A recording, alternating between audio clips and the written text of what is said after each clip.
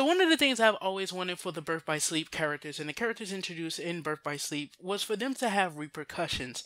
And in Kingdom Hearts 0.2, we got to learn that Aqua, all this time she's been spending in the realm of darkness, has kind of been breaking her mind down and kind of weighing down on her.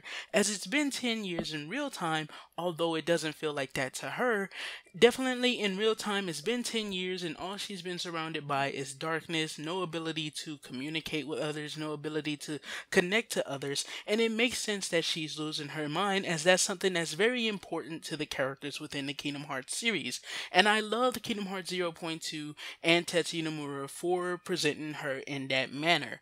Now we've also got to see, of course, Terra, who's also got an update after the 10 years of the events of Birth by Sleep, and we learned that he also is stuck in a place of pure darkness. This place of pure darkness essentially removes his ability of awareness. We learned that he may not even fucking be able to see, so maybe he's gone blind from this darkness, who knows? Because that is a possibility. I believe that if your eyes don't get to be adjusted to light in a long increment of time, this is 10 years, people. So if your eyes doesn't get to adjust to light in a long increment of time, then I think you can go blind from that. Well, it may not be because of the darkness, but I think if you randomly just expose your eyes after a long ass time to light while you're in the darkness, I think you can go blind from that. I think that's what it is. So, of course, obviously, that seems to be the payoff from him. And then with Ventus, of course, he's had his heart kind of fractured the past 10 years, so he's kind of already getting his just dues for his actions. And that's what made Birth by Sleep such a compelling story, is that although these are supposed to be the heroes, they've kind of fallen into a dark place by the end of the game, and they're still in that dark place now 11 years later. So, talking about the villains in the game of Birth by Sleep, we now get to be reintroduced to Vanitas in the Kingdom Hearts 3 Monsters Inc D23 2018 Japan Expo trailer. And one of the things I don't see too many people talking about is whether or not he's in the present or from the past, and then also his psychotic nature now. His psychotic nature, if you want to know about that immediately, I'll go ahead and get into it. His psychotic nature is what I call the anime psychotic voice, in which he kind of slurs his words, and his words have this short but kind of exaggerated hold on them. So take a listen. お前の心に眠る俺の半分が必要だ。バニタス！ベンテス。そんなところに隠れていたとはな。俺の心の斬新。So now that you're looking for him to have a psychotic voice, do you now sense what I'm talking about? Well, let's go ahead and take a look at how he sounds in the original game.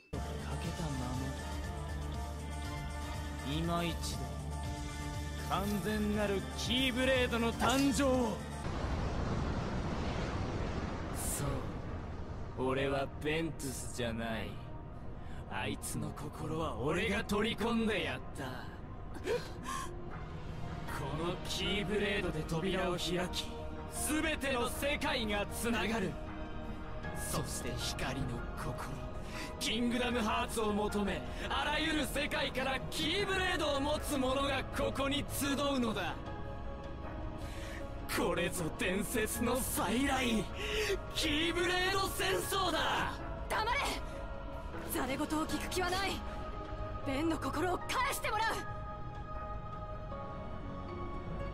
So in his debut game, he doesn't sound anything like that. He's a lot more calm and collected. You can even tell that he may even be smart or coy with his actions and the things that he do. In fact, this is something that's very, very, very displayed in the English version of Kingdom Hearts Birth by Sleep. But with the Japanese version, you can't really tell because you don't speak Japanese. And if you do, props to you, bro. I've been wanting to learn that language for a long ass time.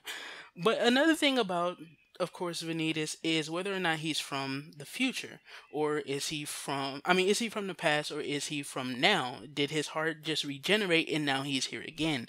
Well, in Kingdom Hearts Dream Drop Distance, and I've talked about this time and time again, of course, he was connected to young Xehanort, and this is why I believe young Xehanort is a secret boss in Birth by Sleep. I believe that he comes to get the pieces of Vanitas' heart.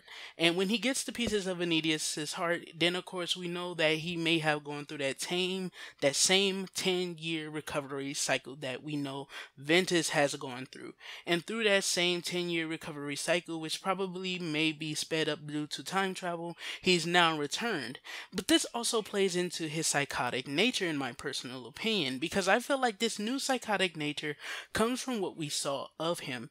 Vanitas was essentially killed off. And I know that Tetsuya Nomura has stated that there's no real concept of death in Kingdom Hearts, but he was essentially killed off, and he was cut off by Ventus. When he was cut off by Ventus, we see him reach for the X-Blade with a lot of fear and of course a lot of desperation in his face, and we see it in his actions as well as he tries to grab it, and of course his arms slowly stop being able to reach all the way out as he falls asleep.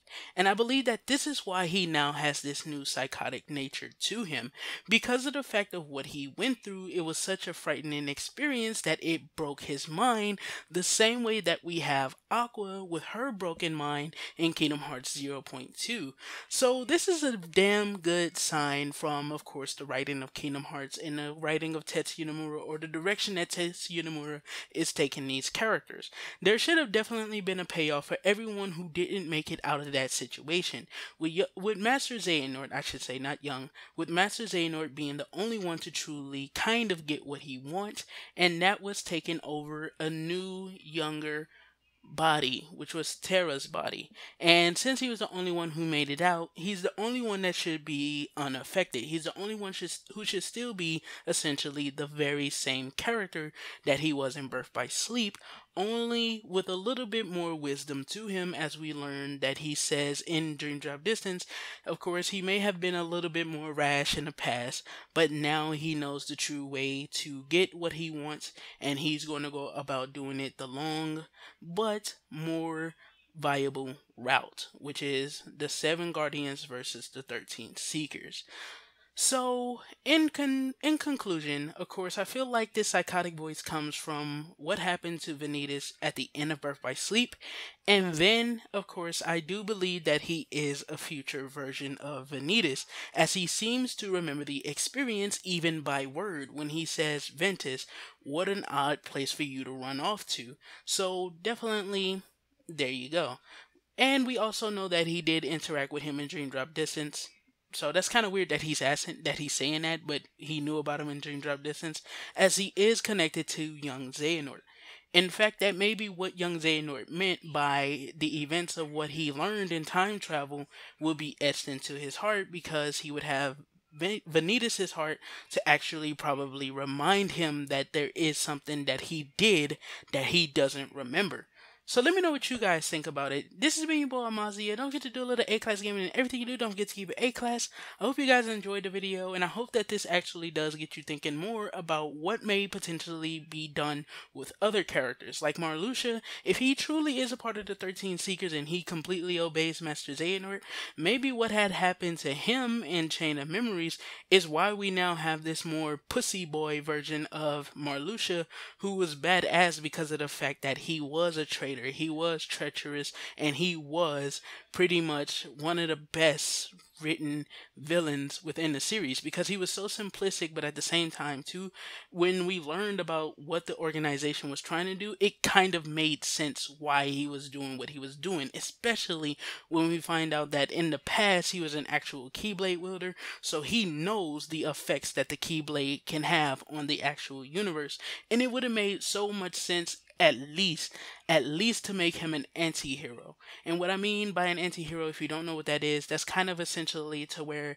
he kind of goes with what's good to his own advantage, I guess you could say. He doesn't exactly fight for what's good. If there's something bad that can benefit him, he'll do that. If there's something good that can benefit him, he'll do that. But maybe he is an anti-hero, and maybe the reason why he is working with Master Xehanort is because of the fact that he knows that the Book of Prophecies says that darkness shall prevail and light will expire. So this will benefit him in the long run, being able to essentially remain the person that he is when darkness once again consumed the worlds. And that just all plays into everything here. Everyone should have a changed characterization, not too far from their original selves, but something that says that those 10 years, the past year, anyone who returns, that time mattered. They'd grown from that time and from when Sora defeated them or when they lost something back in the past 10 years ago. And this is something that we also see with Lee as well, as apparently his mission now is to probably save Isa. And I'm going to talk about that in a later video. In fact, it's going to be the next video because there's a video game for Kingdom Hearts I feel like should have been made a long time ago that we just didn't get. But I'll catch you guys in the next one. Peace the heck out.